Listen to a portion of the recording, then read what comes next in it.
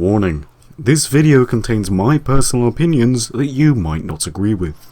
Please watch at your own pleasure, and please do not dislike and give me a bunch of shit because you don't agree with what I'm saying. Hello, my name is Doomsday.exe, and today I'm going to be talking about what I actually believe to be the most easy class in TF2. And this is something I see thrown around in games all the time. How dare you play Scout, that's the easiest class in the game. How dare you play Soldier, that's the easiest class in the game. How dare you even touch Medic, you don't even have to need to aim. I see it a lot, it happens a lot in pretty much every game. We're all guilty of thinking, wow, you're playing that class? Not great. But the thing is, I think there is one class that is definitely the most overpowered and probably the easiest, and that is Demoknight. Firstly, let's talk about Demoknight. It's a pretty simple class. You charge with your mouse 2, and you melee attack with mouse 1. If you do this while bumping into someone with your shield, you'll get a critical hit for extra damage. Pretty simple, right? The hardest thing about this is your timing. If you accidentally charge too early or too late, you're going to be ripped apart harder than a prostitute's anus. However, if you figure out the length of your charge, which is pretty simple, it becomes very easy to pull off, leading to the old M2, M1 tactic. Add in some basic game sense and boom, you'll be removing more heads than a rabbi. Though I do understand there are other combinations of Demoknight loadouts using other weapons, today I'm going to be focusing on the most common, the pure Demoknight. The pure Demoknight is usually the easiest loadout, consisting of the booties, the tide turner, and the Islander. Let's take a quick look at each of these items and see why they're used more than your mother on a Saturday night. Yeah, I just made that joke. I pride myself on my maturity. First in this loadout is the booties. No, they're not Tims, they're actually more piss-stained, blood-covered elf shoes that enable you to turn directions quicker than Paul Walker. The booties offer you extra 25 health with 10% extra speed and the ability to turn 3 times as fast when charging, allowing you to turn while you're attacking. Next up is the Tide Turner, the most common shield you're going to see in game. All shields offer the same feature, to charge. This will propel yourself forward at very, very high speeds, and when you connect this charge with someone you'll do extra damage. Very simple. But this item gets even more annoying.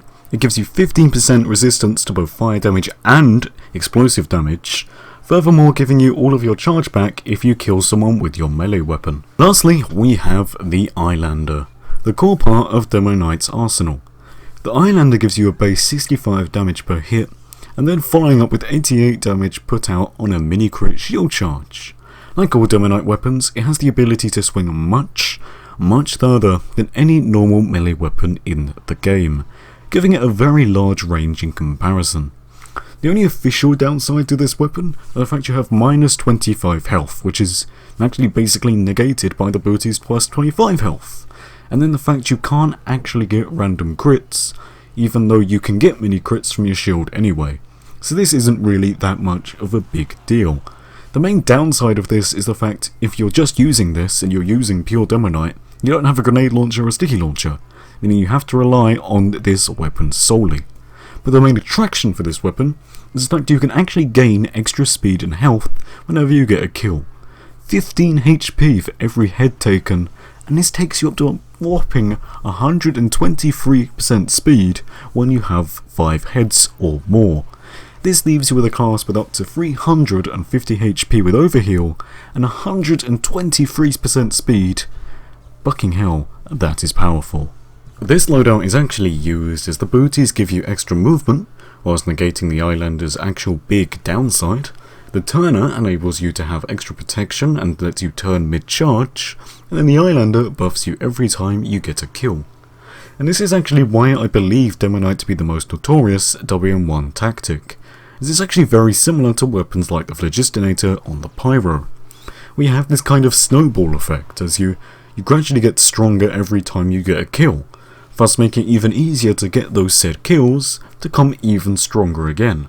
This is reflected in the fact that every time you get a head as Demoknight, up to 5 heads, you get extra speed and extra health. So if we actually focus on the pure Demoknight loadout that seems to saturate most of the population who play him, we have someone who can push out over 100 damage in an instant, and then follow up with 65 damage melee hits afterwards. Over 80 damage if it's a mini crit. Not to forget the buffed health. up to 350 health with overheal. That's pretty incredible. And 136% extra speed if you are full on heads. This just becomes incredibly easy to slaughter entire teams with buffed health, speed and the high damage output. You tear through like a razor blade on a teenager's wrist. Yeah, these stats are pretty powerful, but then again, there are classes that can put out way more damage than Demoknight does, so surely he can't really be that overpowered, right? Well, then we encounter hit registration. Similar to Pyro, it seems you can actually be more effective as Demoknight when you're stuttering more than Stephen Hawking in a power surge.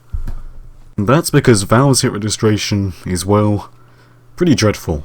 And this is added on to the fact that Demoknight has a feature which allows him to have a long sword, meaning that he can hit from very, very far away. And this gives him a similar range to an effective scout, which really isn't brilliant when it's a class that relies on their melee weapon. The melee hit registration isn't great on Demoknight's swords, especially when he's darting around your screen with extra speed. And this all leads to... Oh my god, what the fuck, how did you kill me? That's such bullshit, fucking kill me, you stupid bitch, go fuck this shit, I'm about to cough, this is such bullshit, fuck you! I have to put out this little disclaimer at the end of the video, and I just want to say I do not hate anyone that plays Demoknight. Yes, I might have poked a little bit of fun at Raja at the start of the video, but I'm actually quite a big fan.